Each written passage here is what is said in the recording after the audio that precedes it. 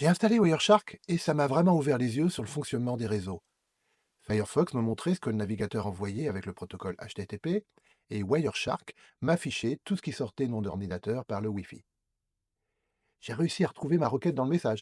La preuve que j'ai bien compris, c'est que quand je clique sur HTTP dans la fenêtre du milieu, les données s'affichent dans la fenêtre du bas, et encore mieux, je peux décomposer la première ligne et ça correspond exactement au vocabulaire que j'ai vu dans le RFC 9110.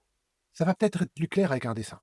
Je suis là devant l'écran de mon ordinateur et il y a Firefox qui utilise le protocole HTTP. Et les données sortent par là en étant visualisées par Wireshark. Ça marche aussi dans l'autre sens.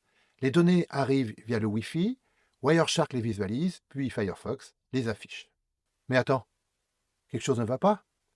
Pourquoi y a-t-il des octets avant mon message HTTP? Wireshark me montre plein d'autres informations.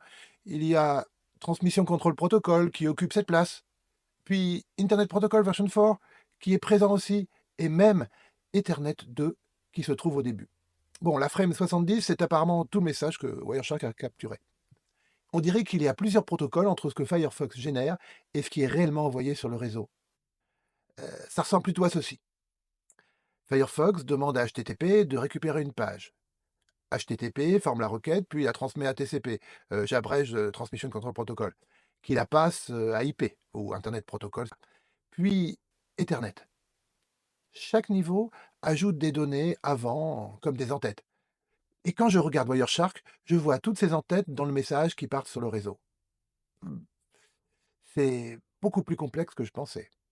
Je dois comprendre pourquoi on a besoin de tous ces protocoles juste pour envoyer une simple requête.